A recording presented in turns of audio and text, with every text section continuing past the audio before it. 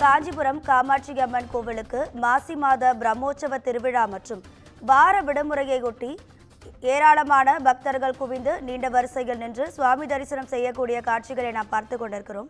இது குறித்தான கூடுதல் தகவல்களை தருவதற்காக நமது செய்தியாளர் பூபாலன் இணைப்பில் இருக்கிறார். பூபாலன் வணக்கம், உங்க விரிவான தகவல்களை சொல்லுங்க. கண்டிப்பாக ராதிகா, சக்தி பீட ஸ்தலங்களில் முதன்மையாகவும் உலக புகழ்பெற்ற கோவில் நகரம் என அழைக்கக்கூடிய காஞ்சிபுரம் மாநகரில் வீற்றிருக்கும் காஞ்சி காமாட்சி அம்மன் கோவிலில் மாசி மாத பிரம்மோற்சவ திருவிழாவானது கடந்த 3ஆம் தேதி கொடியேற்றத்துடன் துவங்கி வெகு விமர்சையாக நடைபெற்று வருகிறது. இந்த பிரம்மோற்சவ திருவிழாவில் காமாட்சி அம்மனுக்கு அதிகாலை முதலே சிறப்பு அபிஷேக ஆராதனைகள் நடைபெற்று பக்தர்களுக்கு காட்சி அளித்து வருகிறார்.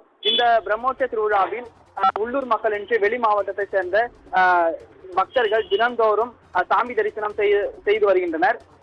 இந்த நிலையில் வாட விடுமுறையான இன்று தினந்தோறும் பக்தர்கள் தரிசனத்திற்கு மாறாக உள்ளூர் மக்கள் என்று வெளி மாவட்டத்தை சேர்ந்த ஏராளமான, அதாவது 500க்கும் மேற்பட்ட பக்தர்கள் கோவில் வளாகத்துக்குள் சாமி தரிசிப்பதற்காக குவிந்து வருகின்றனர்.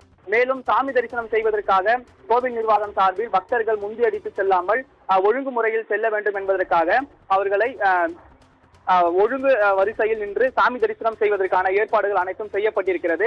அதில் பக்தர்கள் ஒழுங்கான முறையில் சாமி தரிசனம் செய்வதற்காக நீண்ட வரிசையில் தற்போது காத்து வருகின்றனர்.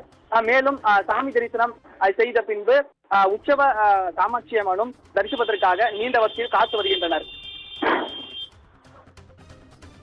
தகவல்களுக்கு நன்றி பூபாலன்.